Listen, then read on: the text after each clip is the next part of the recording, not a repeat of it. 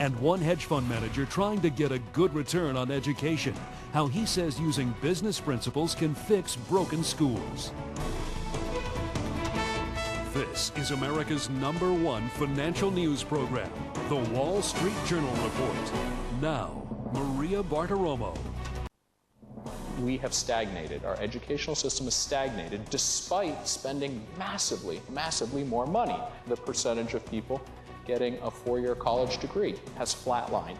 SAT scores, NAEP scores, the bottom 25% poorest households in this country, barely above 10% of children will ever get a four-year college degree.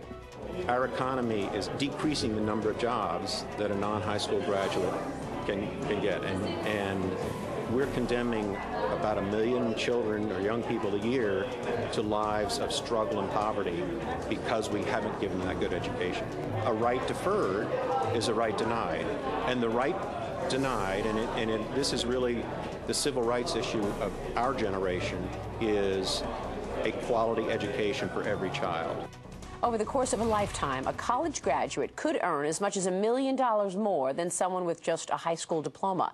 That and other startling statistics are part of a recently released documentary, A Right Denied, featuring my next guest, Whitney Tilson, founder and managing partner of T2 Partners and Tilson Mutual Funds. Whitney, it's great to have you on the program. My pleasure. Now, I've spoken to you before about the stock market. Your day job is a value investor, but you're touring the country speaking about education. How did that happen? Tell me what you're doing. Well, my parents are both educators. In fact, they were the first couple to meet and marry in the Peace Corps in the early 60s, and so it sort of comes genetically, I suppose. And then 21 years ago, when I graduated from college, I met Wendy Kopp, the founder, and to this day, the person who runs Teach for America, and that sort of started a 21-year obsession, I guess you could call it. Well, how terrific. You compare the style of your film to An Inconvenient Truth. Right.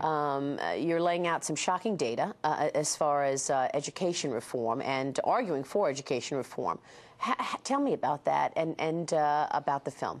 Well, it was drawn from watching An Inconvenient Truth many years ago, where Al Gore spoke about his obsession, global warming, and I remember coming out of the theater that evening and saying, we need something like that for education reform, because there's so much misunderstanding. Few people, I think, really understand the crisis that it is. The film focuses on 2 achievement gaps in education. Tell me about those gaps. Sure. The twin achievement gaps is the way we sort of summarize it. The first is the gap between the United States and our economic competitors, and basically over the last 40 years, our educational achievement has flatlined, and our edge over the rest of the world has disappeared. We're now trailing our economic competitors.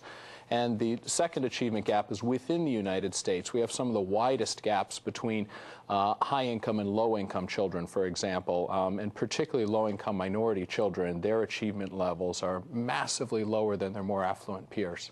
How does the education experience of children in the U.S. differ or compare to children in China or in India?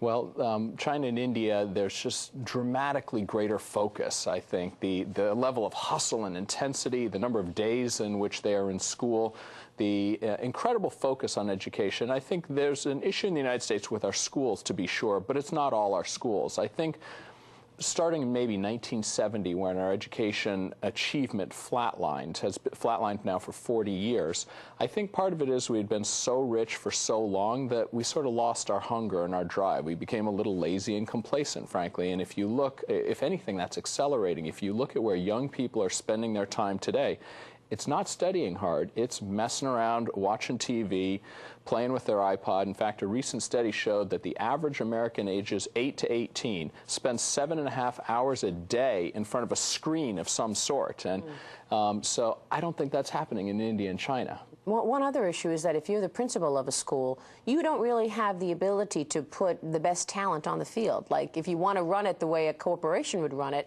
a CEO puts together the best team. You can't do that because you have union rules, and you can't really put the best people in place in terms of teachers. That's right, and it's true. Many studies have shown that teacher quality is the single most important attribute, and principal quality is the second most important attribute. In other words, it's the quality of the people in the school that determine the quality of the school largely. Sure. And with